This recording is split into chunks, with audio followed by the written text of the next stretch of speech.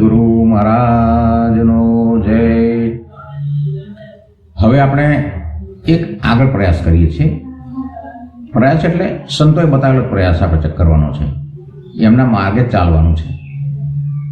તો એમાં જે જે સંતો થયા છે એ સંતોએ પોતાના અનુભવ, પોતાની જિંદગી એની પાછળ ઉપયોગ કર્યો છે, પોતાની જિંદગીનો, અને એમણે જે નિચોડ આપણા માટે મૂક્યો છે આપણે એનો જ ઉપયોગ કરવાનો છે ને. છોટા મહારાજ થયા ગુજરાતમાં, જેમ ગિરનારમાં નરસિંહ મહેતા થયા જુનાગઢમાં. એ નાગર બ્રાહ્મણ હતા અને શિવના ઉપાસક હતા. એ પણ તો ચરોતરમાં માલાતજની અંદર પણ એક છોટા મહારાજ થયા, એ પણ નાગર બ્રાહ્મણ હતા અને શિવના એ પણ ઉપાસક હતા. આ બંને સંતોનું તમે અંદર ઉતરીને જોશો, એના જીવનમાં અભ્યાસ કરશો એમના જીવન વિશે, તો એમણે આ જ કર્યું છે. અને એમણે જે બતાવ્યું છે ને કે પિંડેશો બ્રહ્માંડે, બહાર તો કશું છે નહીં, નાનું સ્વરૂપ છે, પિંડ છે આપણો, મોટું સ્વરૂપ છે એ બ્રહ્માંડ છે. તો એ બ્રહ્માંડની આપણે શોધ કઈ રીતે કરી શકીએ, તો પણ સંતોએ આપણને એ બતાવ્યું છે.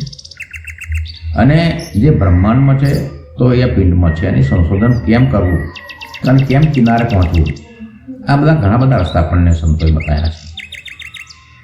ચિત્ત ચતુર સુજાણ તીરથ રે તારા તનમાં, મય મંજન કરો મહિના મય ધોવાશે શુદ્ધ ચૈતનમાં. મય સૂરજ છે, ચંદ્ર છે, નવલખ તારા છે, આ બધું જ અંદર છે. મય ગંગા અને જમુના પણ છે, પણ એને છોડો તમે. સંતો એવું કહે છે, એવા અભિપ્રાય કરાયા છે કે એ ગંગા અને જમુનાને છોડશો તો સરસ્વતીને કિનારે તમે જઈ ઊભા છો. સંતોનો એવો અભિગમ છે કે આપણી બે નાળીઓ ચાલે છે, એમાં ગંગા અને જમુના, જમણું અને ડાબું નાક છે. શ્વાસ અને પ્રશ્વાસ એનાથી જાય આવે છે, અને એને સમય પ્રમાણે આપણે અનુસરવું પડતું છે, બદલવું પણ હોય છે. સંતો એ પણ રીત બતાવી છે આપણને કે કેમ બદલાય. અને આ સરસ્વતી, જ્યાં સૂર્ય અને ચંદ્ર જેને કહેવામાં આવે છે બે નાકમાં, એ સૂર્ય અને ચંદ્ર બંધ કરવાનો છે અને વચ્ચેની સૂક્ષ્મણા નાળી છે. સંતોએ બહુ સરસ રીતે આપણને બતાવ્યું છે.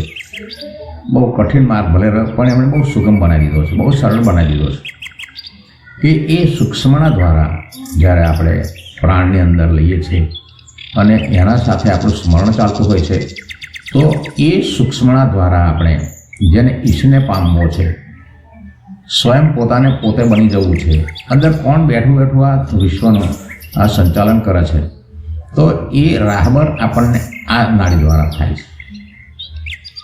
પૂરક, રેચક ને કુંભક, આવું કહ્યું છે.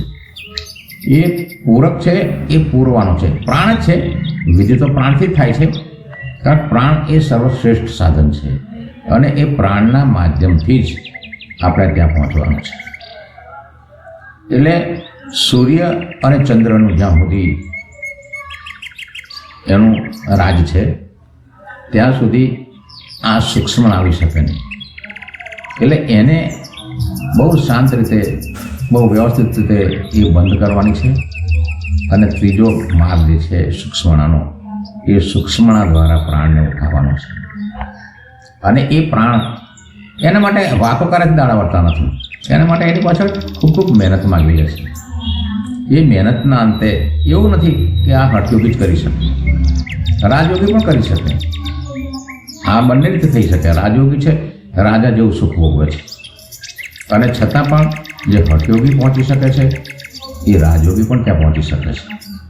એટલે આ બંને જે દ્વાર છે ને, એ બંને દ્વાર થઈ જાય તો ત્રીજો દ્વાર આ સૂક્ષ્મણાનો ચાલુ થાય છે. અને એ સૂક્ષ્મણા માટે આપણે અંદર જવાનું છે, અને અંદર જેની શોધ છે, જે અંદર બિરાજમાન છે, તો એને પામવાનું છે.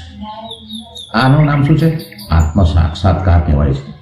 એ સાક્ષાત્કાર પામવા માટે સંતોએ આપણને આટલા બધા સરળમાં સરળ અને સીધામાં સીધા રસ્તા આપણને બતાવ્યા છે. એટલે એ સંતોનો આપણે ખૂબ આભાર માનવાનો છે કે એ સંતોએ આપણને એ કઠિન પરિસ્થિતિમાંથી પણ પસાર થઈને આપણને બિલકુલ સરસ તાજી એમણે જ બનાવેલી રસોઈ આપણને થાળી પીરસી દીધી છે. આપણે તો માત્ર એનો કોળીઓ ભરીને ખાવાનો જ છે. કેટલો બધો ઉપકાર છે આ સંતોનો. આપણે એમને નમસ્કાર કરીએ. જય ગુરુ મહારાજ.